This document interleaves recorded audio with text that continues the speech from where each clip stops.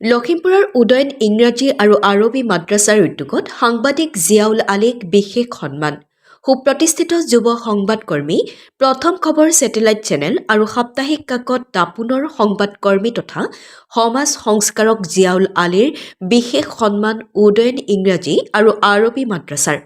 যুৱ সাংবাদিক বঁটা, মুক্ত কণ্ঠ বঁটা, যুৱ সাংবাদিক তথা সমাজ সংস্কাৰ বঁটা, সত্য সেৱক বঁটা, গ্ৰাম্য জেউতি বঁটা আৰু শেহতীয়াকৈ ভাৰত ৰত্ন ভূপেন হাজৰিকাৰ ত্ৰয়োদশ বাৰ্ষিক মহাপ্ৰয়াণ দিৱসত জাতীয় যুৱ সম্ভাৱনা বঁটা লাভ কৰা সাংবাদিক জিয়াউল আলীক চেলেং চাদৰ, গামোচা আৰু সম্বৰ্ধনা পত্ৰৰে সন্মান জনায়। লখিমপুৰৰ পৰা মিণ্টু মিণ্টুৰৰ ৰিপৰ্টাৰ লাইভ অসম। উদয়ন ইংৰাজী আৰু আৰবী মাদ্ৰাছাৰ উদ্যোগত সুপ্ৰতিষ্ঠিত যুৱ সমাজকৰ্মী, প্ৰথম খবৰ টিভি চেনেল আৰু সাপ্তাহিক কাকত দাপোনৰ সাংবাদিক তথা সমাজ সংস্কাৰ জিয়াউল আলী তথা লখিমপুৰ জনজীৱনত বিশিষ্ট ব্যক্তিসকলক যিসকলৰ অৱদান সমাজ ব্যৱস্থাত আছে সকলোকে মাতি আনি পেলাই আজি সম্বৰ্ধনা জনাবলৈ পাই নিজে গৌৰৱ অনুভৱ কৰিছোঁ।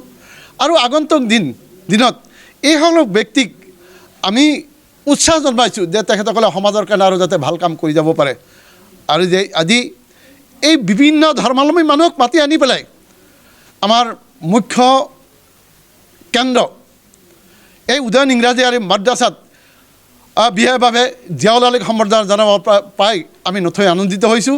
আল্লাহৰ ওচৰত দোৱা কৰিছোঁ যে জিয়াউল আলীয়ে যাতে চব মানুহক সমানভাৱে প্ৰতিনিধিত্ব কৰিব, চব মানুহৰ যাতে সমস্যাবিলাক উত্থাপন কৰিব পাৰে আৰু চৰকাৰে যাতে এই বস্তুবিলাক সমাধান কৰি দিব, তাৰ কাৰণে আল্লাহৰ ওচৰত দোৱা জনাইছোঁ, প্ৰাৰ্থনা জনাইছোঁ যে সকলোৱে যাতে একে দুখ মে সবকো সাথী, সবি খুশি মে সব সাথী, সব মিল करके কাম করেंगे, জগ মে ৰোশন নাম কৰেंगे।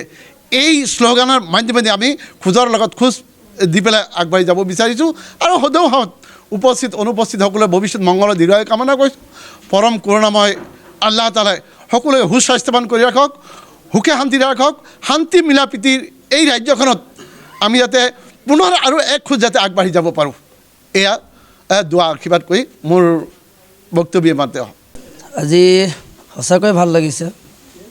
এই উদয়ন ইংৰাজী আৰু মাদ্ৰাজা আৰবী সংস্থাই ইয়াতে যিটো অনুষ্ঠান কৰিলে আৰু আমিও আহি ইয়াত উপস্থিত হ'লোঁ, আমাৰ যুৱ সাংবাদিক আমাৰে গৌৰৱ, আমাৰ লখিমপুৰ সমষ্টিৰ, বিশেষকৈ তেওঁ কদম তিনিআলি নিবাসী আমি ভালকৈ জানো। তো তেখেতৰ এই প্ৰচাৰ কৰাৰ যিটো ছিষ্টেমটো সঁচাকৈ ভাল লাগে। তেওঁ য'তে বানপানীৰ সময়ত বানপানী কবলত পৰা ৰাইজৰ কাষলৈ যায়, ক'ৰবাত ল'ৰা ছোৱালীয়ে খেল খেলি আছে খেলৰ ওচৰলৈ যায়, ক'ৰবাত সাংস্কৃতিক প্ৰগ্ৰেম হৈ আছে তাত যায়, আৰু বিভিন্ন ৰোগত বেমাৰী ক'ৰবাত যদি কিবা অসুবিধা থাকে তালৈ যোৱা দেখিছোঁ। সকলো ধৰণৰ সকলো দিশৰ বাতৰি সংগ্ৰহ কৰি প্ৰচাৰ কৰাৰ যি মানসিকতা, তেওঁ যি চেষ্টা কৰে, তাৰ কাৰণে আজি বিভিন্ন সংস্থাই তেখেতক বঁটা প্ৰদান কৰিছে।